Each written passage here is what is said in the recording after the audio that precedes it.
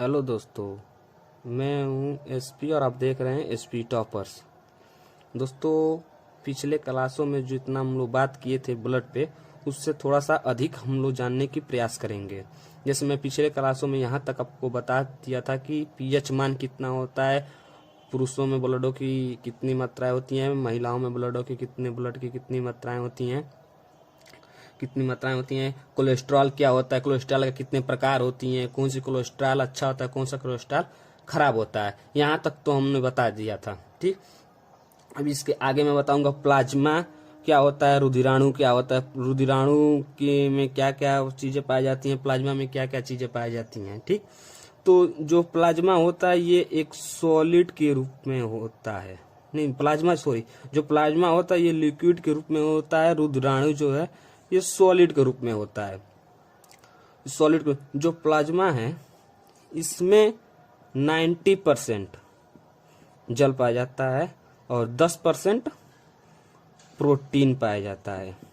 Plasma में 90% जल पाया जाता है और 10% प्रोटीन पाया जाता है। और इसमें दो प्रकार की प्रोटीनें पाई जाती हैं। कौन कौन सी? फाइब्रिनोजेन और प्रोथ्रोम्बिन। आप लोग एक बार मेरे साथ बोलिए, फाइब्रिनोजेन और प्रोथ्रोम्बिन, ये दो प्रोटीनें इसमें पाई जाती हैं। और इसमें सीरम पाया जाता है और एक एंटीबॉडी पाया जाता है, एंटी बॉडी। इसमें चार चीजें पाई जाती हैं। इसमें जल की मात्रा 90% होता है, प्रोटीन की मात्रा 10% होता है, दो प्रोटीनें पाई जाती हैं, फाइब्रिनोजेन और प्रोथ्रोम्बिन, दो प्रोटीन पाई जाती हैं, सीरम पाया जाता है, एंटीबॉडी पाया जाता है। ठीक, और सीरम का क्या क्या होता है? फाइब्रिनोजेन प्रोटीन निकालने पर बचा प्रोटीन सीरम कहलाता है। सीरम क्या कहलाता है? फाइब्रिनोजेन प्रोटीन को निकालने पर जो बच जाता है उसी को हम लोग सीरम कहेंगे। और तो कैसे हम लोग इसको निकालेंगे?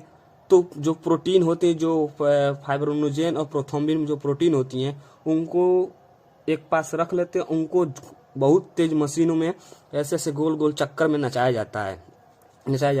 तो जो प्रोथ्रोम्बिन प्रोटीन होता है वो नीचे की तरफ बैठ जाता है और ऊपर की तरफ फाइब्रिनोजेन प्रोटीन बैठ जाता है ऊपर की तरफ। तो उसको फाइब्रिनोजेन प्रोटीन को हम लोग निकाल लेते हैं। उसी को निकालने की क्रिया को ही हम लोग सीरम कहते हैं।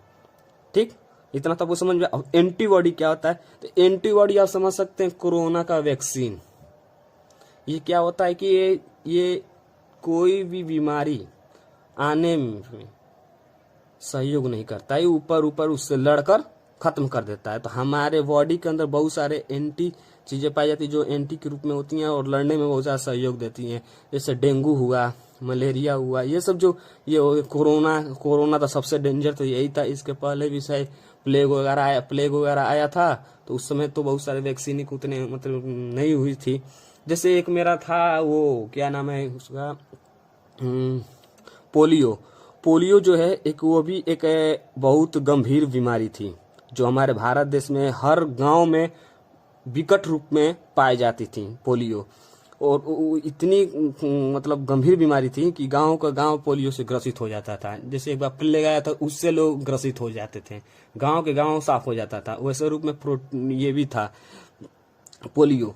तो पोलियो तो हमारे 1991 में हमारे देश में इसको मतलब WHO को भारत सरकार ने बोला कि हम पोलियो का वैक्सीन बनाएंगे। जो दो ड्रॉप लेते हैं ना, गांव में महिलाएं घूमती हैं बड़ा सा बैग लेकर, उसमें दो बूंद जिंदगी की पिलाती हैं, वही पोलियो पिलाती है। हमारे देश से 2013 में पोलियो समाप्त हो गया।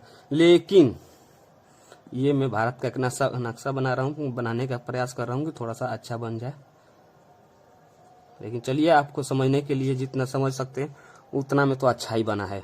ठीक, उतना अच्छा नहीं। ये ऊपर की तरफ पाकिस्तान हो गया और इसके ऊपर अफगानिस्तान है। ठीक, ये जो दो देश हैं ये आज तक पोलियो से ग्रसित हैं। इनका ग्रसित होने का सबसे मुख्य कार्य क्या है कि ये लोग इस वैक्सीन पर विश्वास नहीं करते। ये कहते हैं कि अगर हम 2 बूंद पिलाएंगे तो हमारे देश में 2 ही बच्चा जन्म दे पाएगा जो को हम लोग ड्रॉप पिलाएंगे। तो छोटे से बच्चों को पढ़ाने की चर्चा नहीं करते हैं ये लोग, उनको बच्चे को जन्म कितना देंगे इस पर प्रयास करते हैं। तो ये मूर्खाधीराज हैं हमारे यहाँ, जो ऐसा ऐसा बोलते हैं ना उनको मूर्खाधीराज बोला जाता है। ये मूर्खों का धीराज है, ये मूर्खाधीराज है, सभी इनको कोई समझा नहीं सकता है। यहाँ अब तो यहाँ पर तालिबान की सरकार हो चुकी है, ये तो और ही नकारा है, इसका छोड़े दो। इसको डैम भारत ने बनाया है, इसको कोई मतलब नहीं, ये तोड़ता तोड़ते रहेगा, इसको पगला है, इसको छोड़ दो। चलिए ये तो थोड़ा सा अब आया है पोलियो की बात तो मैं बताने का थोड़ा प्रयास किया, थोड़ा ये भी जानकारी लेना जरूरी था। ठीक, ये तो हो गया प्लाज्मा की बात है। ठीक, अब ये रुधिराणु का कितना प्रकार होता है? रुधिराणु का 3 प्रकार होती हैं, इसमें 3 प्रकारें पाई जाती हैं।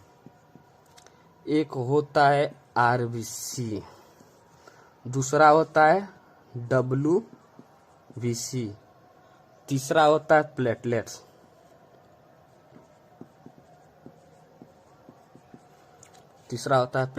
ठीक, आरबीसी, WBC, प्लेटलेट्स।